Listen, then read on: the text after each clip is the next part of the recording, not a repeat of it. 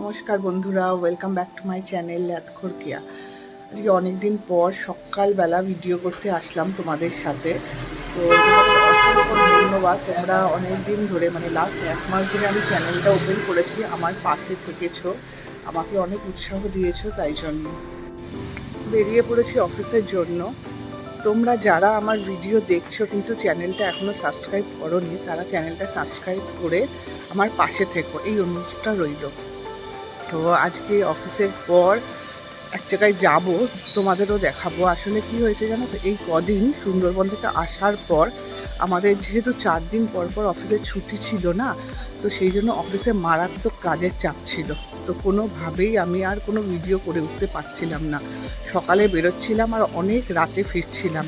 তো ভিডিও যদি করতাম, ওই এডিটিং করারও সময় পাচ্ছি। তো আজকে সকালেই ভাবলাম যে আজকে একটু সকালে ভিডিও করি। তো অফিসে যাই এখন, আবার যখন বেরোবো তখন তোমাদের সাথে দেখা হবে।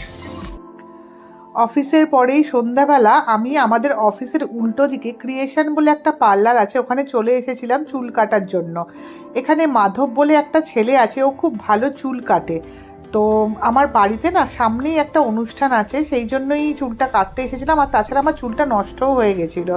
তো চুল টুল কাটা হয়ে গেছে। মাধব খুব ভালো চুল কাটে। আমাদের উল্টো দিকে ক্রিয়েশন বলে একটা পার্লার আছে, ও ওখানেই চুল কাটে। তো চুল টুল কাটার পর ওর সাথে একটু ফটো টটো তুলে নিলাম। আমি ওকে এত তাড়াহুড়ো দিচ্ছিলাম যে ও তাড়াতাড়ি করে চুলটা কেটে দিয়েছে।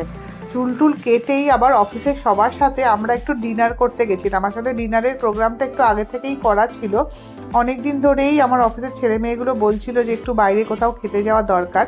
তো গড়িয়ার কাছেই একটা রেস্টুরেন্টে আমরা সবাই মিলে খেতে গেছিলাম। খাওয়া দাওয়া চলছে, তখন ভাবলাম যে একটু ভিডিও করি। আর এদিকে দেখো, আমার সামনে কৃষ্ণা আর রেশমা বসেছে। তো যেহেতু মিউজিক চলছে আর দীপঙ্করও ছিল, তো কৃষ্ণা তো সেই মিউজিকের মধ্যেই নাচতে লেগে গেছিলো। আর ওইদিকে দেখো দীপঙ্কর, ঋষভ সবাই বসে আছে, আর কৃষ্ণা আমার সামনে বসে খাচ্ছে আর নাচানাচি করছে। ঠিক আছে, চলো আজকে আর বেশি কথা তোমাদের সাথে হলো না।